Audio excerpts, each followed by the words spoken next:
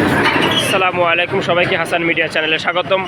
বিশেষ করে রমজানের এই রাত্রিবেলা শহরের কি অবস্থা এবং কি হাল হয় এটা নিয়ে আজকের এই ভিডিওটি অনেক ইন্টারেস্ট হতে চলেছে, তাই না টেনে পুরো ভিডিও দেখতে থাকুন। সম্মানিত দর্শক, আমরা এই মধ্যে রয়েছে চট্টগ্রাম পতেঙ্গা মাহাজন গোল্ডেন টাওয়ারের পাশে র্যাব 7-এর যে হেডকোয়ার্টার যে রোড রয়েছে, আমরা সেই র্যাব 7 হেডকোয়ার্টারের রোডে আমরা রয়েছি।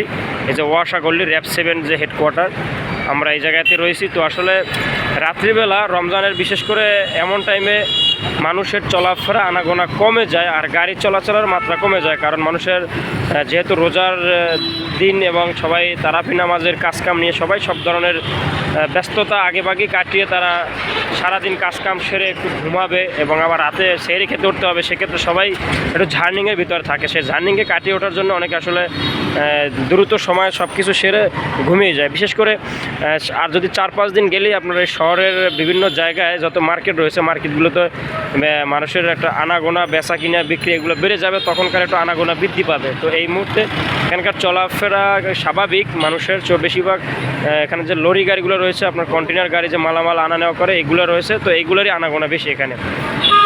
এটা হচ্ছে বর্তমান সর্বশেষ পরিস্থিতি। আর বিস্তারিত বিষয় আমরা আপনাদেরকে আপডেট যত পরিস্থিতি আসবে সেটা নিয়ে আপডেট আপনাদেরকে জানিয়ে রাখবো।